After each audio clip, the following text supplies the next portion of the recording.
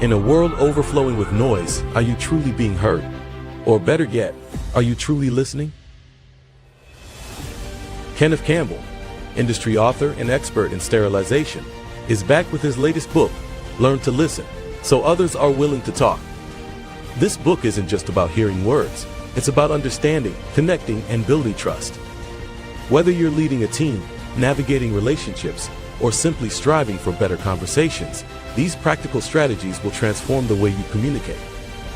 Imagine a world where every conversation leads to deeper connections, resolved conflicts, and greater influence. It's possible when you learn to listen. Are you ready to elevate your communication and create meaningful relationships? Learn to listen, so others are willing to talk. Available now.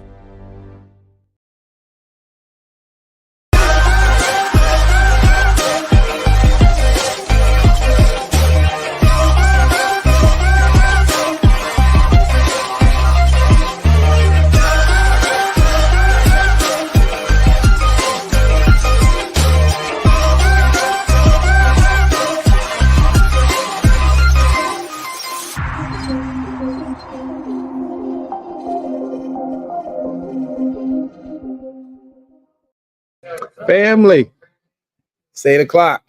Y'all know what that means, right? It's time to talk. First and foremost, big shout out to Incision. Incision. If you haven't been to their website, again, incision.care. Make sure you go there, tell them Time to Talk sent you, but definitely ask for that free demo of their learning platform. It will transform the way that you look at education for sterile processing, and it will give you something tangible, a standardized format that ensures that everybody's learning the same thing. Incision.care. And RST Automation. Again, one of those innovative products that will change the way that you look at how we do our processes in sterile processing. It's taking our processes to the next level. RST Automation. If you haven't seen the demo for their product, contact them as well and tell them Time to Talk sent you so you can get in and see how it can transform your departments. I want to take a moment just to thank everybody for their support. Time to Talk, y'all supported it. I made it, bigger than I ever thought it would be, and I appreciate y'all for that. And now we have Learn to Listen so that others are willing to talk. I've had a big, huge, outpour of support, and people have started pouring in orders, and I'm so grateful that, people want to hear and read what I have to say. And I've been asked to, come and do some presentations and things like that. And this is all a testament to you all and what y'all want from this field. I say that to say it is because of you that I'm here. I was recently asked my why and why I continue to write books. How do I find the time to keep giving back and things like that? And I just wanted to say something. In sterile processing, we don't just clean instruments. We carry the weight of every procedure, every patient, every outcome on our shoulders. Behind every successful surgery is a technician who followed the standards, asked the right questions, and understood the why behind every step. But here's the thing. None of us got here alone. Someone taught us. Someone took the time to show us the ropes, correct our mistakes, and share the stories that don't make it into the manuals. See, that's the legacy of sterile processing. And the why I do this, because now it's our turn. It's our turn to pass the torch to ensure that the next generation doesn't just memorize processes, but truly understands the impact that they provide. Because we're not just building techs, we're building protectors of patient safety. Every time we mentor, every time we explain instead of just directing, we're shaping the future of this profession. So let's teach, let's share, and let's raise up a generation that's smarter, stronger, and more prepared than we ever were, because the future of sterile processing deserves nothing less. That's the reason why I put my all into this. That's the reason why I give you these works, and that's why I appreciate you all for supporting me on this journey. I wanted to talk tonight about something that's important as I've been traveling and going to these different facilities. There's been a common theme that I've seen and heard. And it's a lot about the new standards that are coming, how we're supposed to get prepared and how we're supposed to do this and that. And I think that because people don't know, platforms such as these bring that to light. So I wanted to talk about one of those standards tonight because if done improperly or not monitored, it can affect your overall quality in your departments. I'm talking about ST-108. I know there's been many conversations, articles, and everything that were written about the water standard and the water quality and how we're supposed to get from point A to B and what's the time frames and what is Joint Commission looking for and all these things. So I wanted to bring in somebody who I know that lives it, breathes it, can speak to it like nobody else. I've been in the room when he's talked about it, and I know the passion that he possesses for it. Many of you would know the name as soon as I say it, and some of you may not, but that's why we're here tonight. We're here to get this straight to the point, let you see and understand how and what you can do to get your departments caught up. Hi, Carol. Welcome, welcome.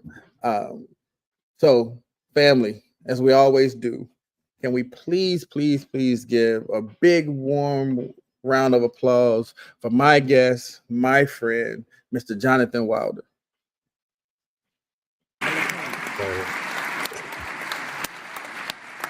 Hey, John, how are you, sir?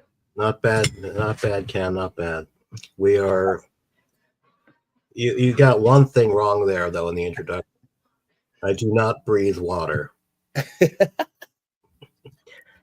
Hey, a few jokes of the evening. If I had to encompass it, I had to make sure they know that everything, you're one of the voices that when people think about that standard and, the process is you're the first name that comes to a lot of people's mind. And we reach out to you for questions. We reach out to you for guidance. And, so I wanted to bring that to everybody tonight because I do respect you in that aspect that I know that you know your stuff on this one, John. Thank you. I shouldn't be here if I didn't. So I'm very pleased to be here, and I'm very pleased to have this audience. I'm going to talk tonight about ST-108, which is water for reprocessing. Excuse me, we don't say that anymore. Water for processing of reusable medical devices or medical devices.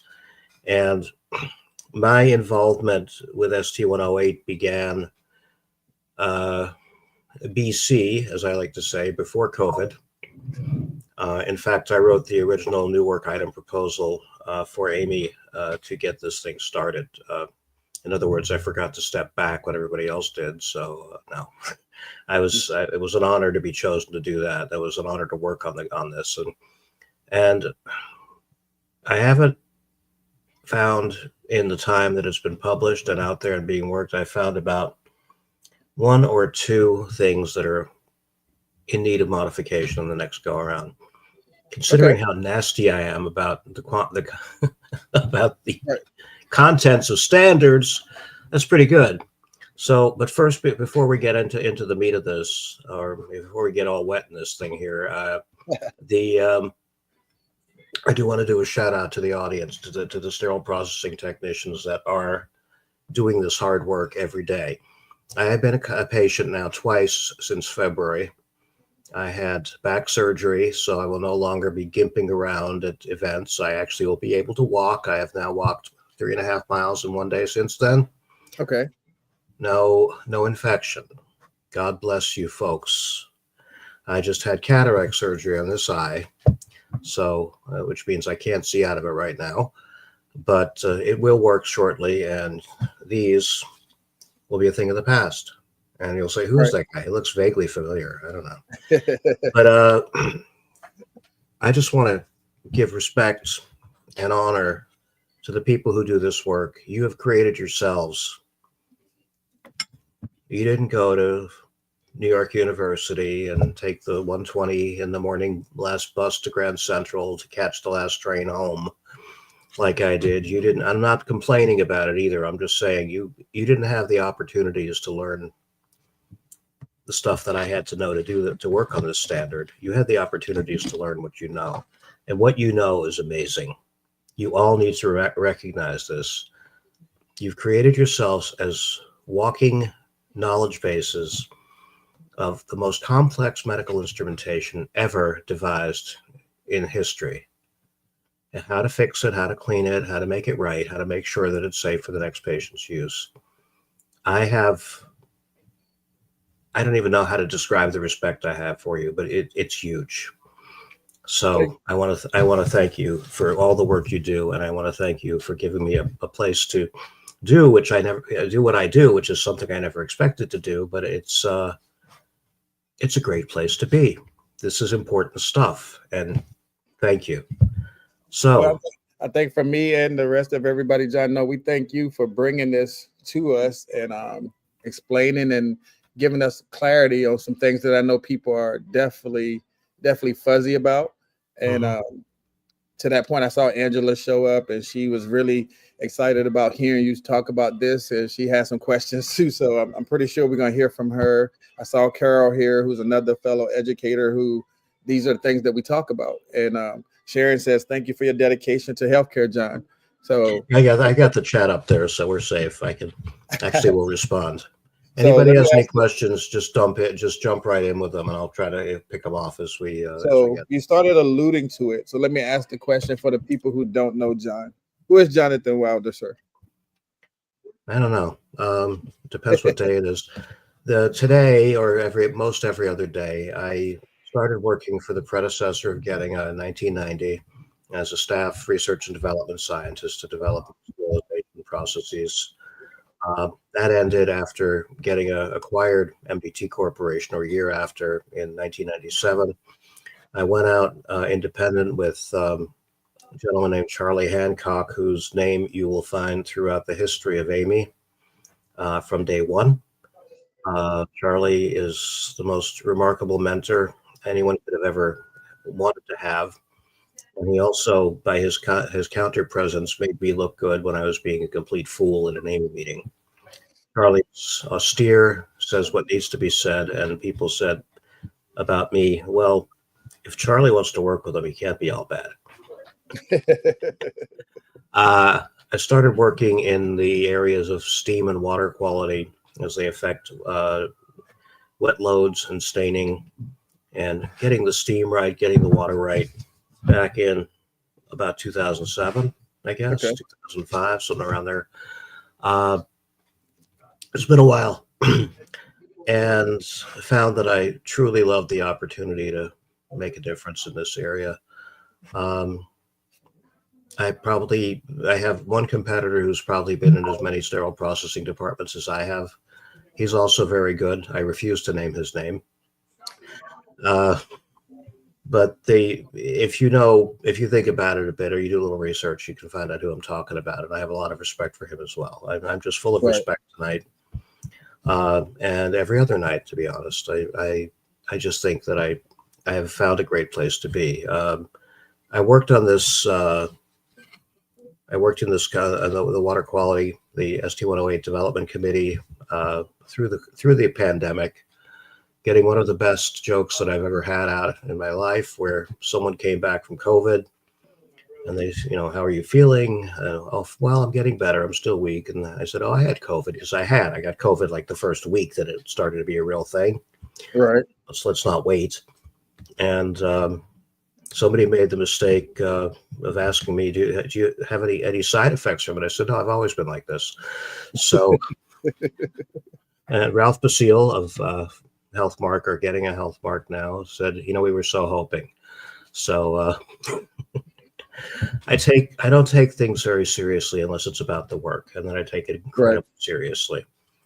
I want you to have the best water you can within reasonable cost and reasonable execution. Right. I want you to have the best treatment you can for the instruments that are processed in this water. And I want to make sure that everyone comes out of their surgeries, as I have.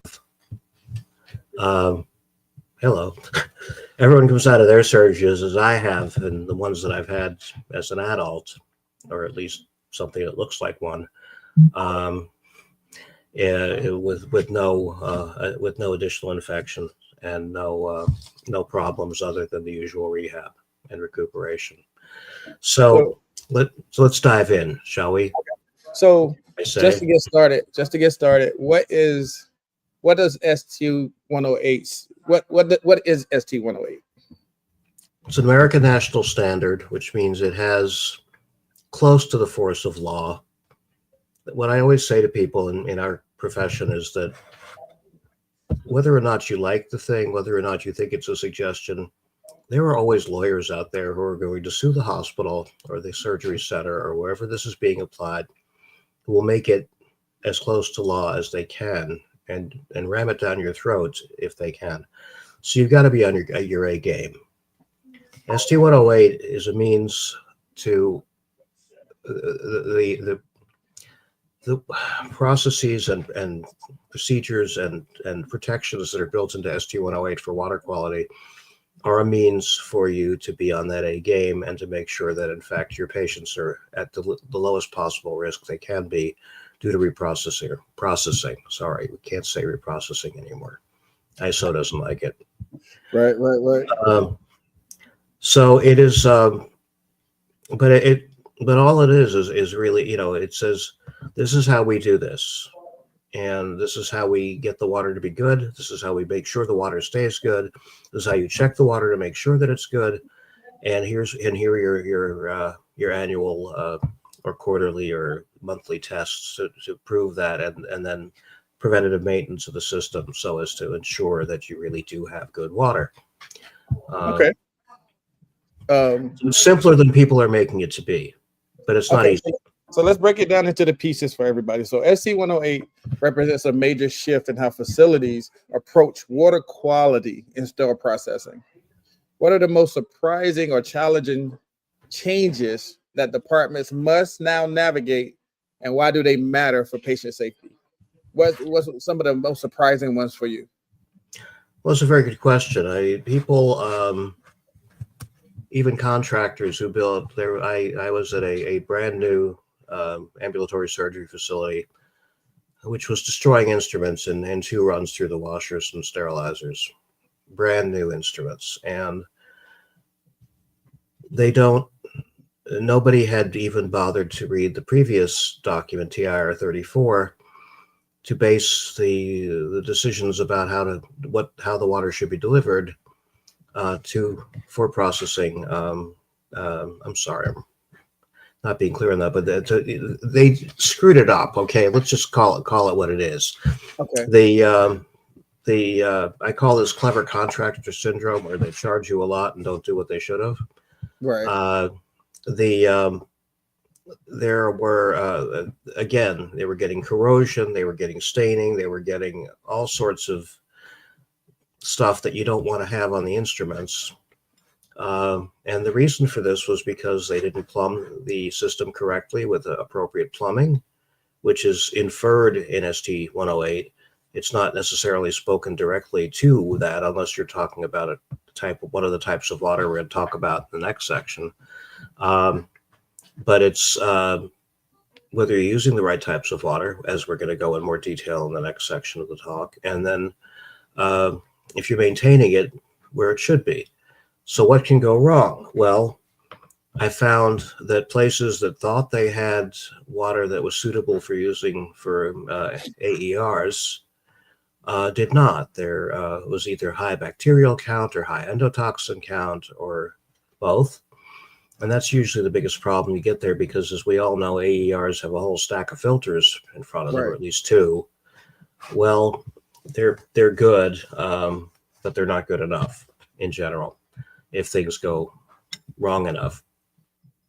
So we're looking at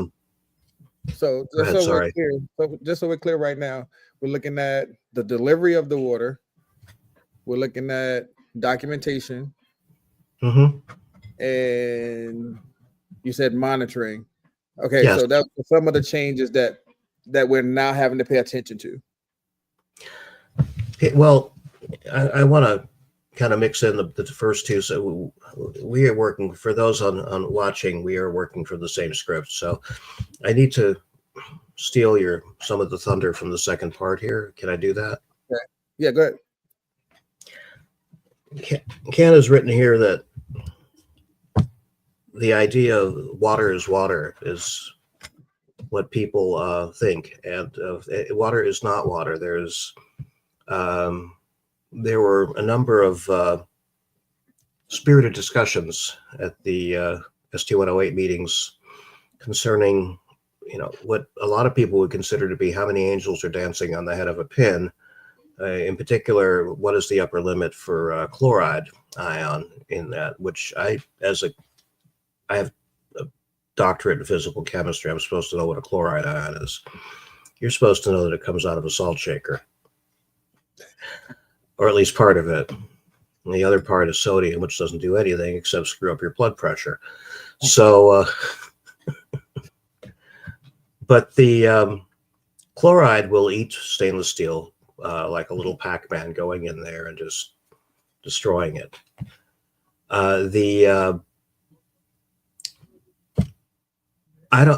We actually eventually landed on the number that the EPA allows as the secondary drinking water standards. I don't want to drink water that has that much chloride in it. I personally would like to live another at least 20 years, which will put me, at least 50, considering my immoderate behaviors at time. And no, I want to live a long time, and so drinking stuff that's not good for you is just not good for you. And nutrition matters. It matters for you and for me, and it matters for the instruments and the washer disinfectors and the sterilizers. You got to feed them what they need to have in a good state, so that they will, in fact, perform optimally and not make things worse rather than better. So the other surprises were that people just accept. This is my other axe to grind, is about steam quality. People just accept, well, it's wet, so we'll crack the door. Don't get me started on that one.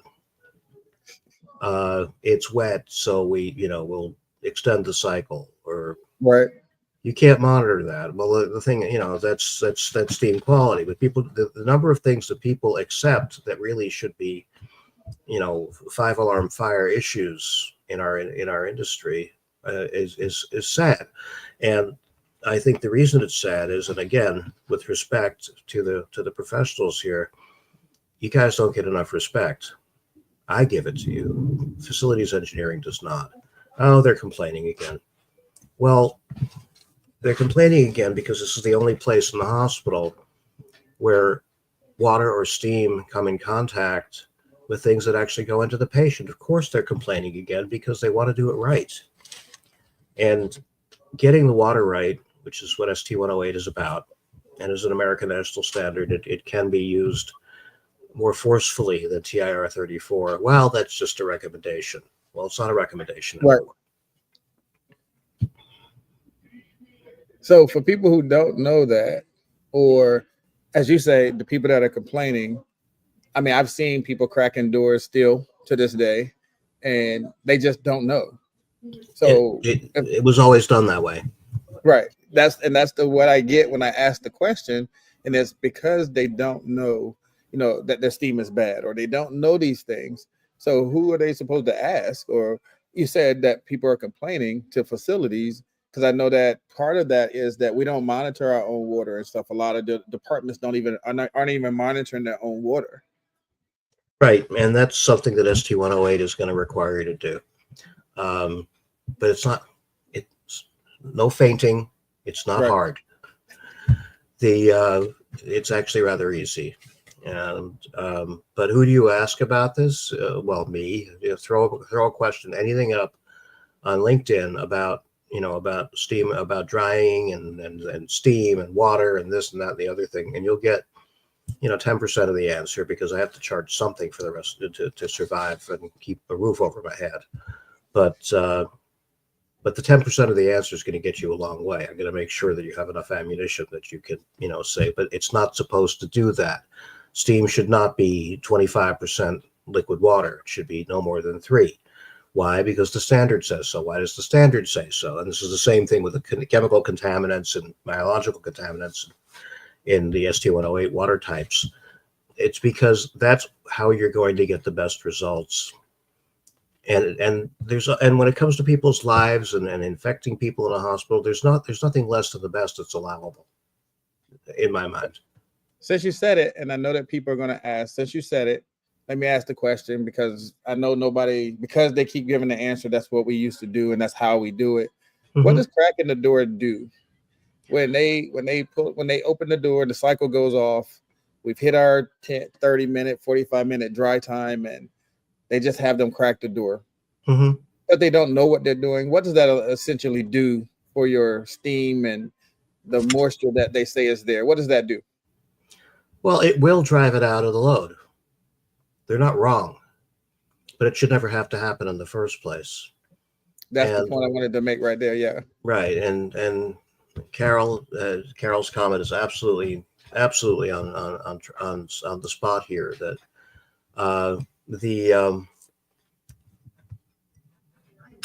very rarely do I find that there's been a proper qualification of, say, sterilizers, since we're on this subject, which is off track for today's topic. But hey, anything goes, right?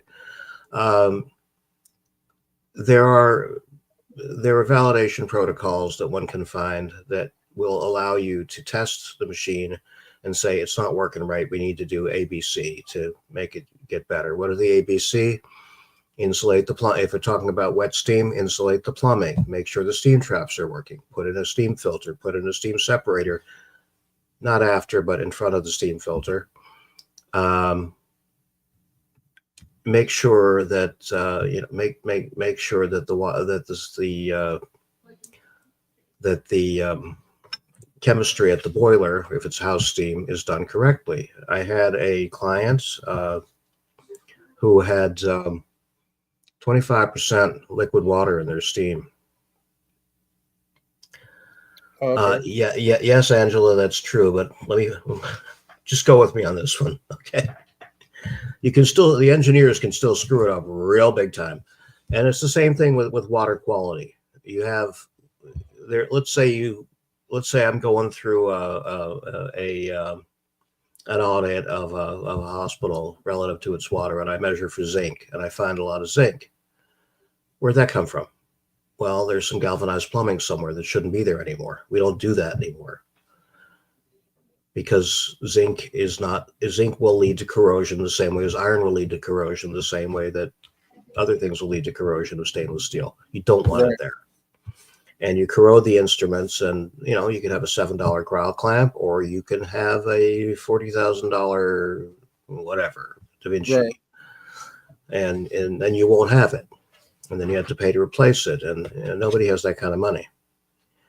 It's not, none of this stuff. All of this stuff should be dealt with as if it was your own money. I know you can't. I know it won't be, but getting back to it, the chemistry should be checked. That's number one in H2O.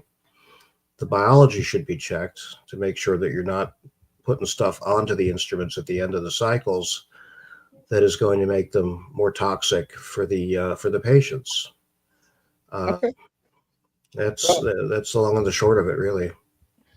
Great, John. I enjoy where this is headed. I definitely want to get back into that, and let us get back into like the 108 itself. But we're going to do that right after this commercial. Be right back with Mr. John Wilder talking about ST108. We have had at least 12 leave in the past year. Our staff turnover problem is reaching a crisis point. Honestly, I think we're really feeling the need for a structured onboarding program at this point. We need a program to guide them from day one. It's really getting harder to attract and retain skilled professionals. Our younger hires are feeling really lost, and they're afraid to ask questions. Turnover's brutal. We just don't have the time to educate. We need something to ease that transition. It's become a real struggle to get them certified. everything we touches a patient. Someone's loved one or family member relies on us. But I think e-learning before they hit the floor would be a game changer.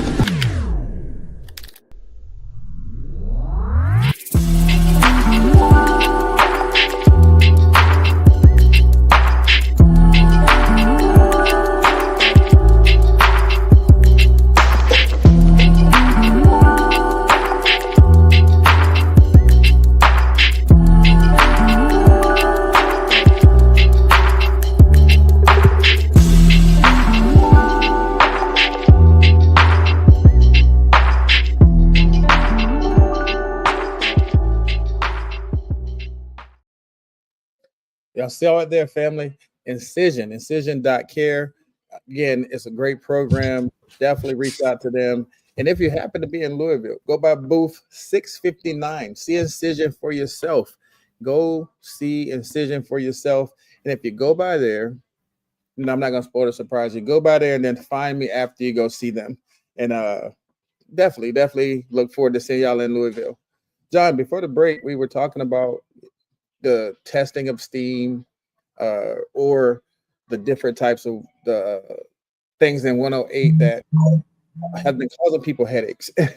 We got into a little bit about the wet steam and cracking the door and things like that.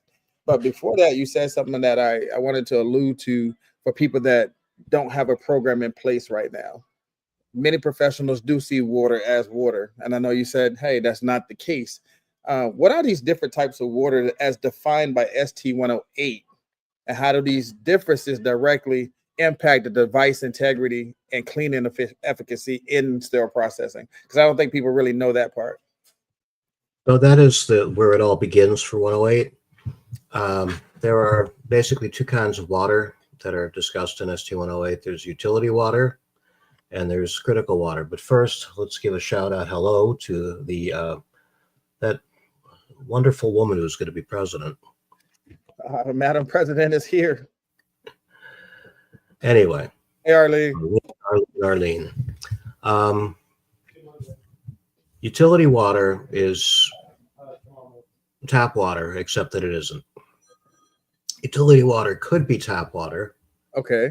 If it passes the tests. And there are a list of requirements for chemical contaminants in ST108 that have to be met before you can call something utility water.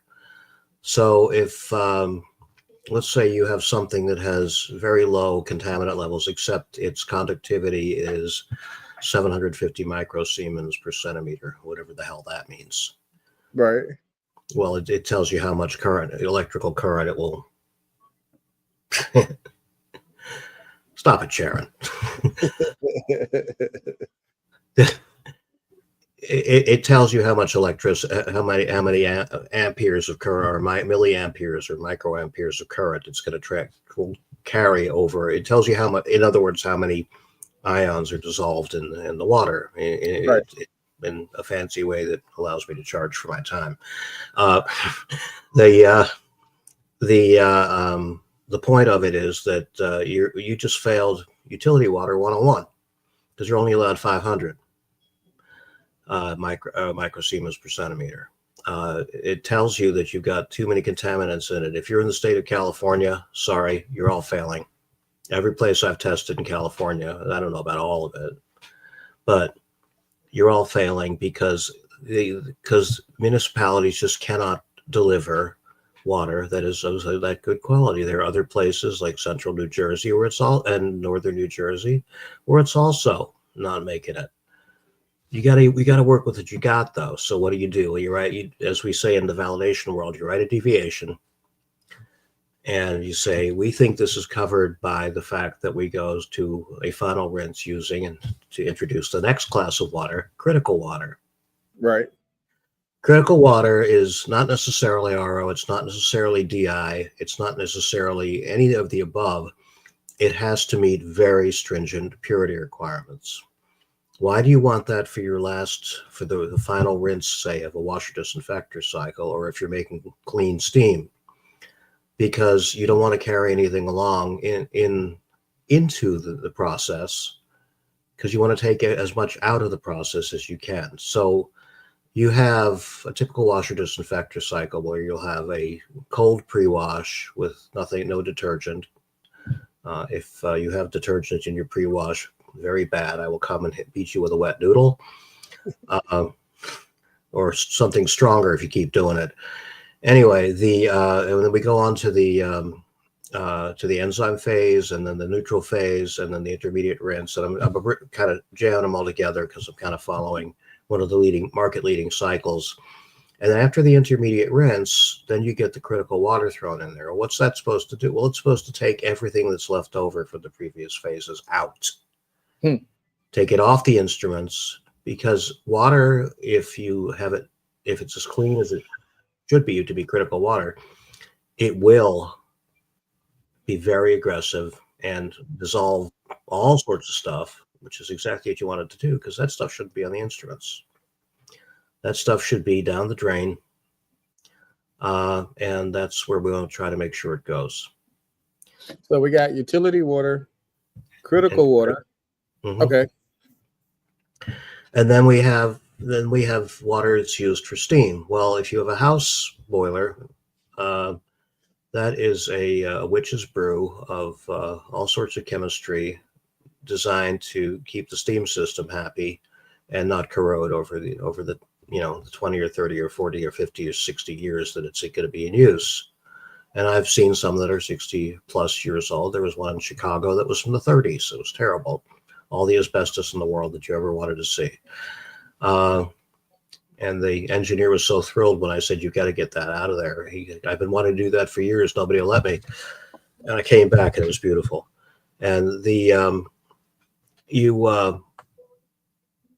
but how steam systems are good for making steam, to heat steam tables in the cafeteria, to eject steam into the HVAC system, to humidify, maybe, depends on how badly the chemistry is done. And the last hair on the tip of the tail of the dog that is steam usage in the hospital is, of course, sterile processing, steam sterilization, which is where what the steam contents are is the most important it can be for anything else, except to keep the steam system from, cruding itself to death. So if you have you have a lot of chemicals in the steam system, you're gonna smell amines, which smell like ammonia, and then you're going to get brown instruments, which is not what you want, because the amines will. So when you're making the steam, you won't be doing this. The SPD folks won't be doing this. But if you're making steam in a house system, you have to protect the instruments from the things that are good for the steam in the house system. Now, a lot of people say to me, well, ST108 requires that you use critical water to make steam. No, right. It doesn't. It doesn't. There are two options there. One is to use critical water to make steam. If you have a local boiler, if you have stainless steel pipe boiler, a stainless steel boiler, if you have stainless steel plumbing, if you have all of that, and you're able to measure the water level in the boiler by a float, as opposed to by conductivity, which is what normal boilers use to set the level of the water when they refill. But you can't do that with, you can't use a relatively clean boiler with utility water, and you can't use a normal, say, carbon steel boiler with critical water, because pretty soon you won't have a boiler. It's going to eat it up. John, just on that point alone, I'll say a frontline tech, like if they see how would they know these things? Well, the first thing you're going to see is rust in the sterilizer chamber. You're going to get it, or the chamber is going to get cruddy quick. Okay. Also, when we taking the loads out of the sterilizer, and we know that residue that's on the white sheet that we put the stuff on, is that what that's coming from? When we're seeing that could be, whatever. Okay. But if you, on the other hand, it could also just be that you had just had the chamber cleaner guys in, 2 weeks ago, and all of a sudden everything's brown again. Okay. I mean, so needless to say, if they see something like that, they still should bring it to somebody's attention. Yeah, because it's Okay. supposed to last 6 months. The Okay. cleaning or longer. But as far as what do you have making your steam, that's something that you would have to ask where that would go to the manager or the supervisor or educator. Angela, I see your question. I'm gonna get it to him in just a second. I see it as well. I think we're all off track on that one, but we'll have another talk about that another time. But yeah, that's where you say to the manager or the supervisor or somebody in the department to say, this isn't looking right. We're getting corrosion, or we're getting staining, or we're getting this, that, and other thing that shouldn't be there. The instruments are getting dull in color. They come out nice and shiny when they're new, and then they get all dull. What is it? Well, there's a deposit on there. Well, what is it? We don't know.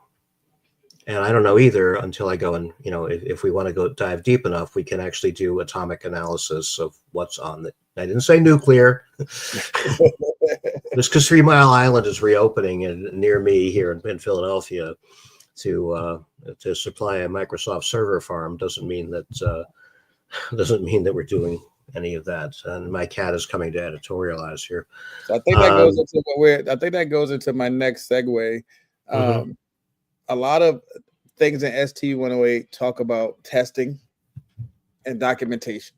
They're very much emphasized in that. What types of tests are required? Like when we're talking about testing, like all those things you said about the waters and the different types, what kind of testing can we do? So Table 6, which is the minimum monthly requirements, talks about pH. I gotta get my finger here. Here it is. pH. Sorry, I lived in Germany, so this is 1.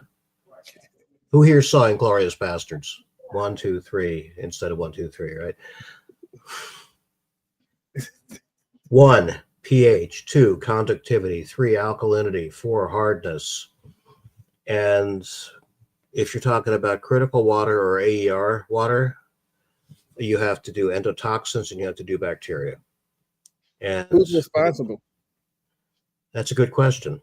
And there's no fixed answer to that. The structure that's provided in the standard is that there should be a water quality management committee, which would include sterile processing, biomed, infection control, facilities engineering, and the C-suite.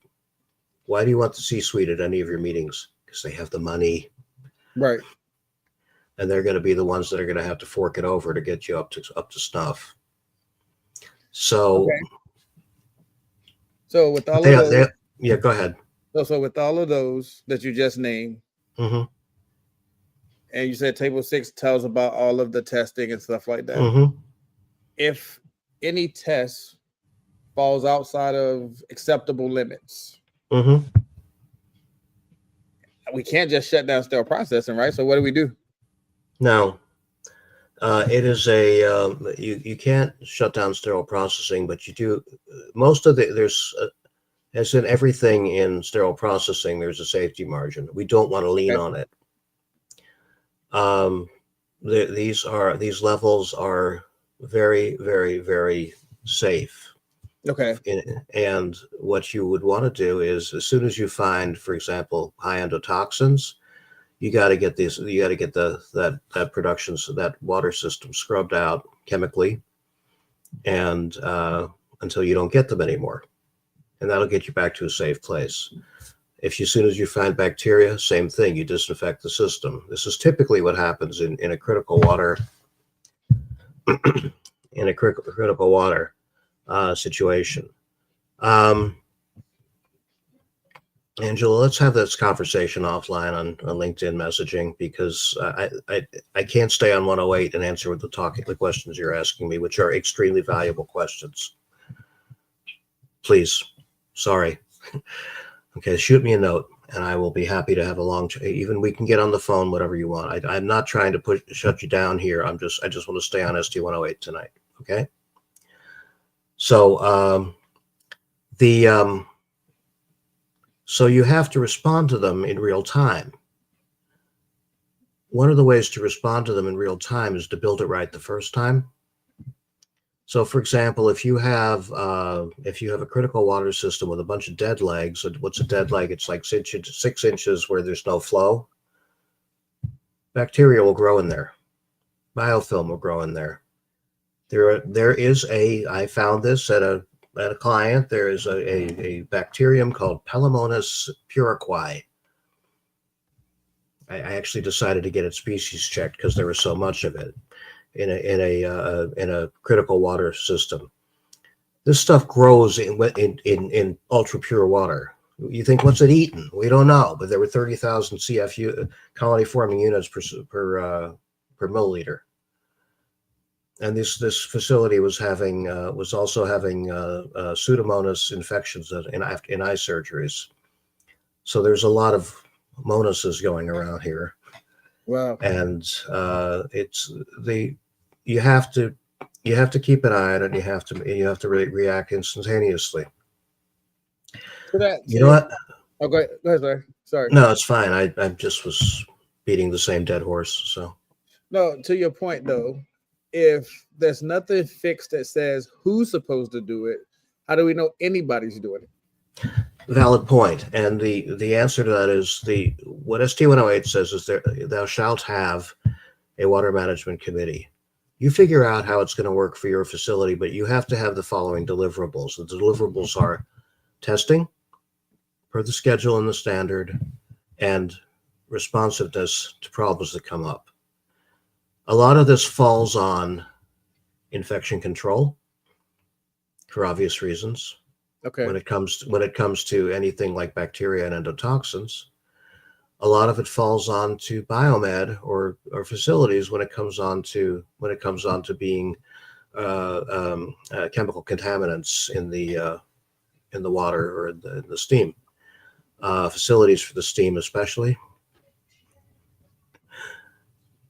What am I going to do with her? But the important thing is to have a structure in place that will allow you to respond and will allow you to plan properly. There's a huge amount of stuff in the standard that tells you how to properly plan a critical water system, for example.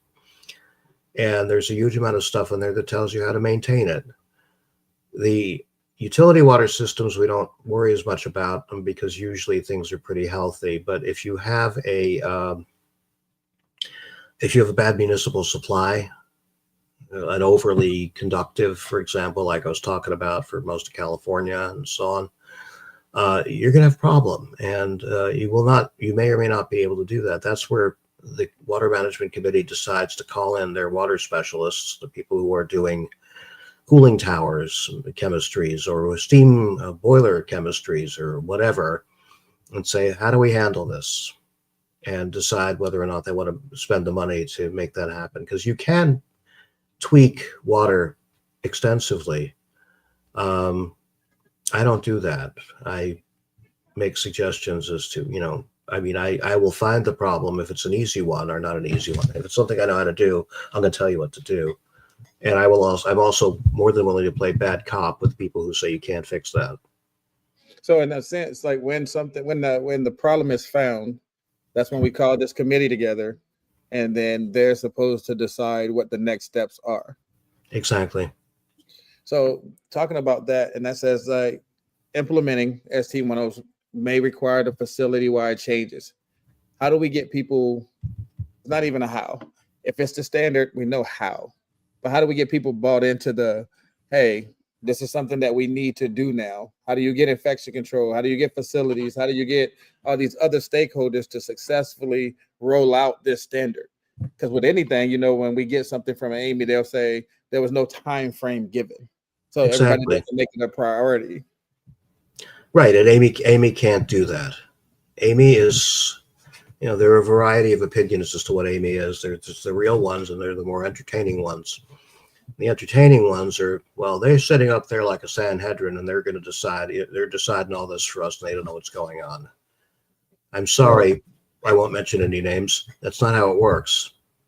AB is where you get together people who have experience and know what they're talking about in these areas, and they sit down together and they try to make the best standard they possibly can. Can they tell you when to execute it or how to execute it? No, that's not what Amy does. Amy says, here's what we think is the best, and this is and now been certified as an American national standard, which means you got to do it one way or another.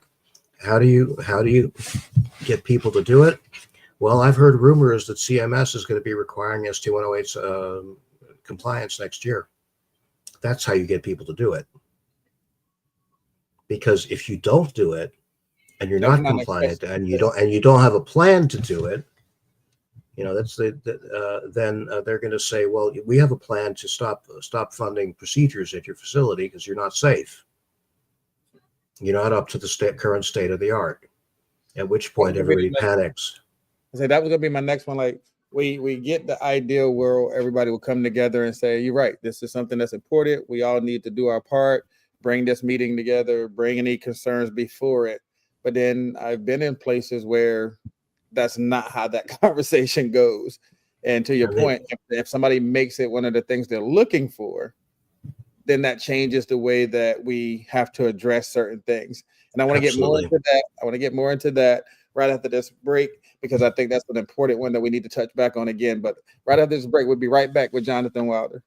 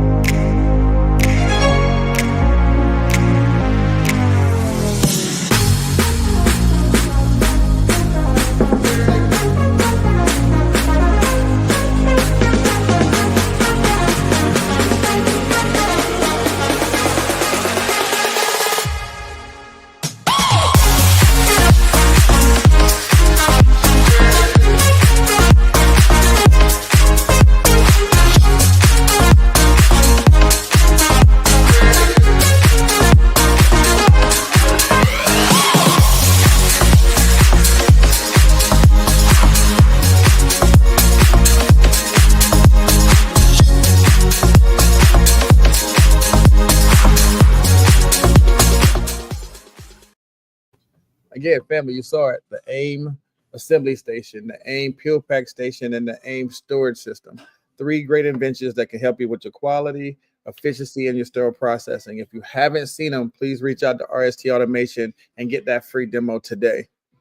Right before we went on break, John, we were talking about what would happen if people did not adhere to the standard. Does ST 108 say who's supposed to initiate this plan, or how do we get these people together? Or is it just facility by facility is going to be somebody different? It depends on the local talent. Okay. If one of our mutual friends, who shall remain nameless, has but she is on the west coast of Florida. Okay. And it's not Arlene. Well, she's on the East Coast now. She moved. Anyway, has a technician who is absolutely crazy for water. Okay. She used to do water testing before she joined sterile processing in a laboratory. Not everybody's going to have that kind of built-in talent. Right. But it can be created. These tests are not difficult. The hardest thing you have to remember to do is you put on a pair of gloves, or you do it like you're in a clean room. Wash your hands, put on a pair of gloves, disinfect the gloves, then wash your hands again with the gloves on. Then take your samples. Done. And fill them to the brim, close it up, make sure they're tight and don't leak, and follow the lab's instructions for the things that have to be sent out, for the things that you're going to be doing, because a lot of this you can do on your own. All of you can have your pH meter, you can have your own conductivity meter. So that's what I'm about to ask. So are these tests the things that can be done in sterile processing, or does facilities have to be the people to do them? That's up to the water management committee who gets, who gets tapped on the shoulder. But it's the important thing is not so much as to who does them, but that they get done and recorded, because as they say in good documentation practices, which is what is important for anything that gets FDA filed, If it's not written down, it never happened. That is true. Family, I think y'all heard it. I think the most important part is that we do have to have a plan. We do have to have committees and people involved in this process that, have a vested interest in us doing the right thing. As he said, there is testing that needs to be done. It's not about who does it, it's that it's getting done and putting the right stakeholders at the table. I think that's another part of the standard that says that these other people do have to be involved from the state. Like he said, infection control facilities. Those are the ones we know about. Bringing the C-suite involved just so you can put something together so that you are compliant. Again, how many of us knew what that meant when he said how many macro, like how many people know what micro Siemens? It's a word you're going to hear a lot. like how many people knew that there was ranges of what the water is supposed to be? Not a lot of us. Even though that the standard's been out for a while, how many people have actually set up committees? These are the things that this was supposed to get you aware of, is that it's not about just saying, oh, the standard came out. Are we now trying to get on board with what it says to do? And it doesn't stop there. And John can tell you, Amy's pushing them out. The new transportation one just came. As we're trying to adapt to this one, another one's coming out. I know there's a TIR for that. So we are not going to be slowing down. Things are getting better. Things are improving, and we have to get on board. John, I want to get back real quick. I know that we're about out of time here, but as per ST 108, are there any must, should, those statements that people always get nervous about? Are there any of those statements in there that people should be concerned about right now? You can't say must in a standard. Okay. That's a law. I mean, a must is a law, or as I was reminded when I first moved to Germany, and I won't do it in German, but you must die eventually. But that's about it. The rest of you is up to you how you do the rest of it. I don't want to. That was pretty grim. But there are clearly set out testing requirements that are not that hard to do. The worst of the testing is and it's not because not because it's hard for you to do it, is endotoxin testing, because every critical water and AER supply, or at least one, and you can rotate the sampling, should be tested every month. And endotoxin testing costs $300 to $400 per sample. It's a chunk more of your budget than you were expecting. Everything else is pretty. Bacterial testing is less than 100 per sample. Everything else is pennies, because you buy. I have a program that I'm rolling out locally here in the Philadelphia, between Philadelphia and New Jersey, but in the New York metropolitan area, because I can do it locally with just driving. Where I'm teaching facilities how to do their own. I do a big kickoff test to get a baseline, and then this is not a plug, because unless you're local, at which point I'll be happy to write you a quote. Right. But the point is, it's not hard to do this, but you need to know how. So on that note, like if they don't bring somebody in, and I'm not advocating for this company or another, are these standard tests that can be bought from like your local, reps and be done in-house, or do they have to go outside specifically to a company to bring them in? Most of the tests can be done in-house. Pretty much every facility has a purchasing agreement with the industrial supply houses, and that's where I get my test strips and my test. And if I'm being fancy, to test titrators for alkalinity and hardness. Chloride, you get a test strip. Chloride is not on table 6, but since chloride is such a nasty actor, you should be testing it. It's a test strip. You get 50 of them for about $100. Not so bad. That lasts you a couple of years at least. Same thing with a pH meter. They're about $80 off of Amazon or from the I'm not. Good thing this is an HSBA. I can't say Amazon there, can I?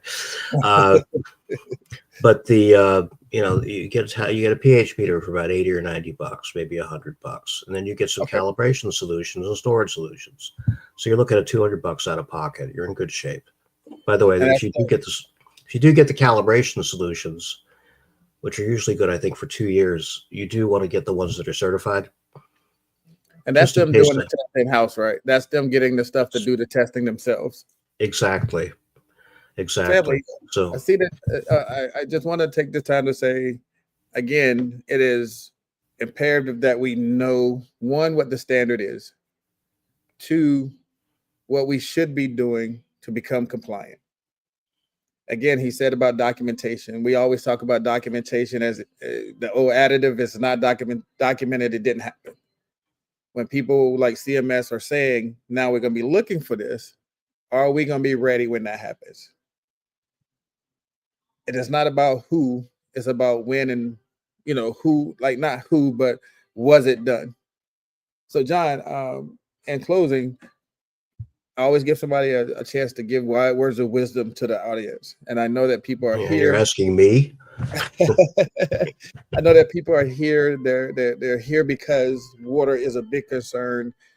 A lot of people, like you said, didn't know that there were certain things that needed to be done, whether it can be done in sterile processing or at facilities. Now we have a little bit of clarity we can move forward with. Mm-hmm. What advice would you give people who, one, haven't started a program yet, two, now know who to go and try to get to the table, and three, what to do going forward? Well, I mean, one thing is, of course, to buy a copy of the standard. There is a TIR in process, just so you know the difference. An ST, a standard, means it is required. A TIR is the best thinking that we have on the subject, we being the AV committee, right? Technical information report. And those are not binding. Standards are less binding than they should be, but they're a lot more binding than a TIR. You can always ping me on LinkedIn. I love to talk about this stuff, and I don't charge for that kind of messaging back and forth.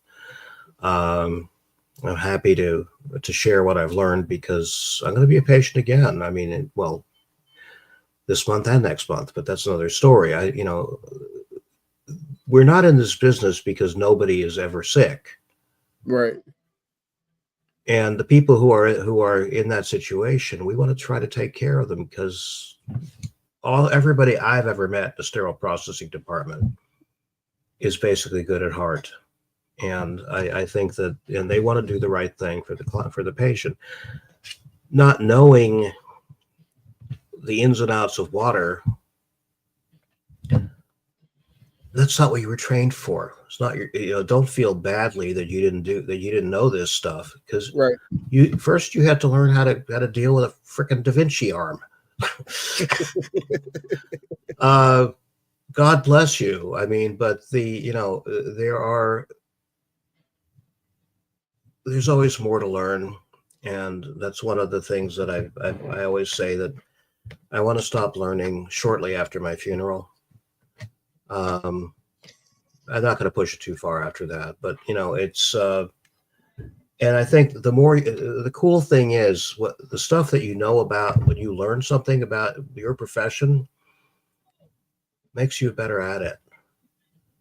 Right. I agree. If on the other hand, you go to certain sources on social media that I will not mention tonight, but and you believe these are some of the conspiracy theories that are put forth there about how things are done, don't do that to yourselves. You're better than that. Right. Anybody wants to catch up with me on any of the topics that we did or sort of did discuss tonight, I am happily available on LinkedIn. I check it every day. And sometimes when something momentous happens, I'll even sit down for about a good half hour on Saturday morning and write Saturday morning musings. And tell you the dirt, but it's I'm happy to talk about this stuff, and I want to talk about this stuff because this is more than a job for me. I have. If you asked me 40 years ago that I told me I'd be doing this, I'd say, "What the hell is wrong with you?" I'm going to have a Nobel Prize in physical chemistry. Right. Well, none of those things came true on the physical chemistry side. I mean, I'm very thankful for my experience because it helps me help you. But 40 years ago was a long time ago, and I was young and very foolish. Now I'm not so young, and I'll let you decide if I'm still foolish. Family, there it is. Mr. Jonathan Wilder, as he said, and I know because we've talked on LinkedIn as well as offline, he is definitely available for comment, questions, Angela. Yeah, I agree with that. Definitely reach out to him. I didn't want to derail, but there are very, very, very, very good reasons as to why not to crack the door and things like that. But we can talk about that offline as well. So just didn't want to, take it down a rabbit hole that he couldn't come back from. No, I mean, you can crack the door until you get your steam fixed, then you won't have to anymore. And think of all the time you'll be saving. Right. So those type of things, and he can elaborate on that if you reach out to him. Family, we're almost in that time. It's almost time for Louisville, Kentucky, HSPA. The conference is among us. We're definitely there. I will be there in person. As y'all know, I made the announcement last week that I did receive my fellowship. So I will be there to go on stage and be a part of this year's class. So if you see me, you have your book, bring it. I will make sure I sign it, and we can take pictures and all the great things that we do to celebrate these things. And I definitely appreciate you. But tonight has been about ST108 and what we need to do to get on track. John, I appreciate you, sir. As always, It's a pleasure. I'm pretty sure that once you heal all the way, I will see you back out here blazing the trails, and we will meet again somewhere. Well, I'm speaking at the North Carolina Infection Control meeting in October, I think, and the APIC meeting there. I wanted to take it. I didn't know how my recovery from the surgery was going to be, which is why I did not go to. Why I pulled my paper from HSPA. I love to go to the meetings because I love to see everybody and I love to talk. You go down the street, you see somebody, you start talking shop, they look at you like you got 7 eyes, right? No, you guys know what I'm talking about. I know what you're talking about. God help us all. It's a wonderful thing. Always, family. I appreciate you all. Thank y'all for being here. Reach out to John. Reach out to myself.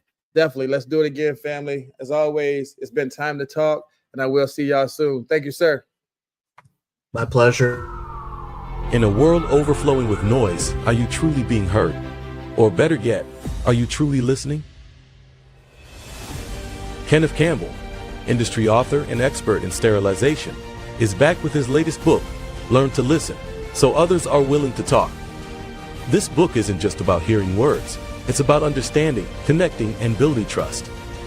Whether you're leading a team, navigating relationships, or simply striving for better conversations, these practical strategies will transform the way you communicate. Imagine a world where every conversation leads to deeper connections, resolved conflicts, and greater influence. It's possible when you learn to listen. Are you ready to elevate your communication and create meaningful relationships?